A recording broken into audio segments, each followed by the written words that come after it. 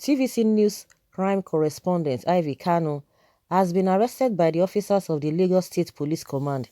She's being detained at the Alausa police station.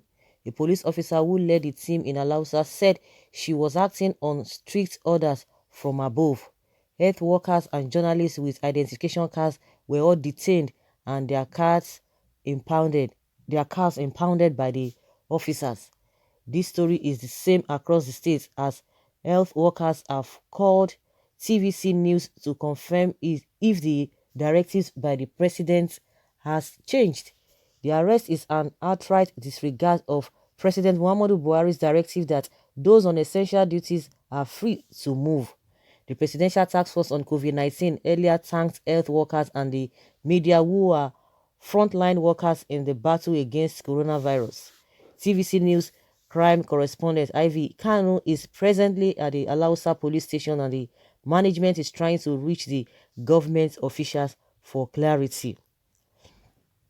So guys, this issue of non-essential workers, I don't even know who is giving directives, who is not giving directives. I think from the federal, and that is how it's being practiced all over the world. Those who are on essential duty, even when there is war, what is it called? These people, the journalists, they are always there, and nobody touches them unless maybe by mistake, because they will be able to cover what has been happening. But in this kind of a thing, I think it was the IG of the police that gave the police that directive, because that is the normal practice all over the world. Essential workers must be given opportunity, and there's no compromise about that, because this what the police officer are saying now is that it's a directive from above. Is it from the president or from the IG of police? They need to really iron that out. Even this issue of coffee, I think maybe it happened around that coffee they are talking about between 6 or whatever time. But those who are on essential duties are not supposed to be deprived of going out, because their work is so very, very important. I don't know why this misinformation or this order that is kind of disjointed.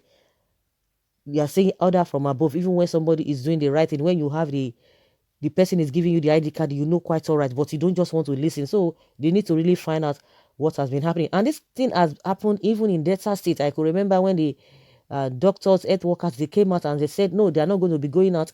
There was an incident that happened. A doctor was going to the hospital and he was apprehended by the police. And he was telling them, I'm going to the hospital. He brought out his ID card. He showed them. They didn't allow him. They say, okay, let him call those in the hospital so that they will confirm that the guy is really going to the hospital or is part of their team. And they all came. As they all came to just come and testify, because they couldn't release him there. And as they were coming, and it's turned to another thing, that they had to tear gas the people coming. And that was why they protested that they will not even go out. They will not do anything. I don't know whether the governor had to come in and resolve that. This thing has been happening, but the issue now is that they can arrest these people and they will make it so bold. They say they are doing their job, but at the entry, most of the boundaries from state to state that we are having all this, whether Nigeria or the Nigerians coming into the country, into other states, you will not do that. It will take the effort of the governor of other states to go further, just like what Wike is doing, because Wike said they have compromised. And when people see that, is he supposed to be the judge? Is he supposed to be the prosecutor? Is he supposed to be the one that will be arresting people? Because people don't even know what is happening. Because what we know, that police definitely, you know their antecedents. They will not do all of those things. When you know quite all right that these people, you can confirm that they are genuine. Of course, you know that the reason why most of the time that the police do what they do, because there's lack of trust. But even when they know that this thing is genuine, they still want to go ahead and do whatever they want to do because of their own character.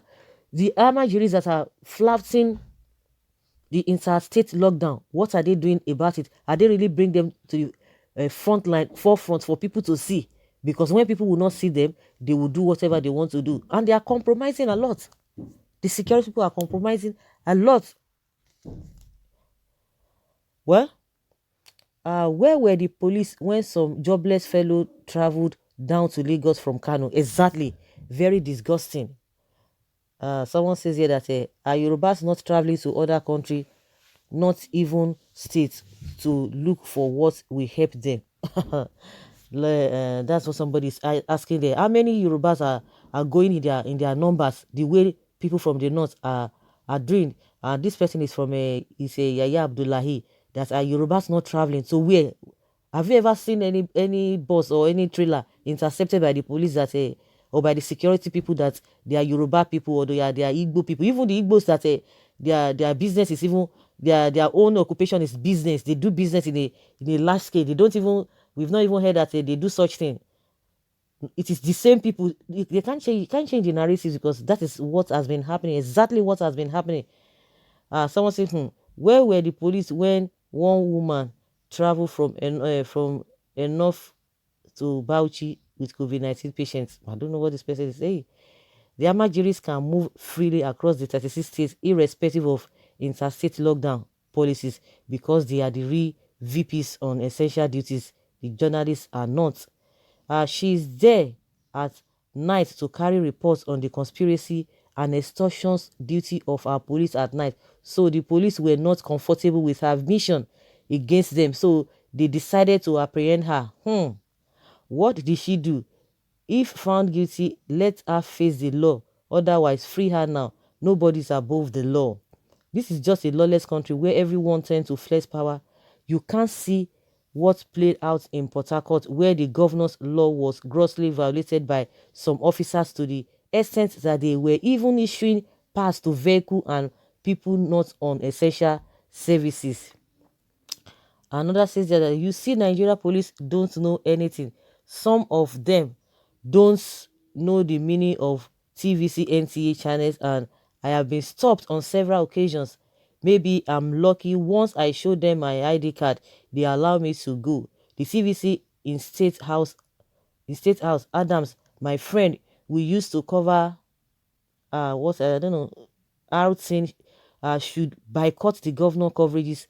Let's Akosile know, and all of that correspondence boycott all the activities in the state. Believe the governor will with the commissioner to order. I believe the commissioner will.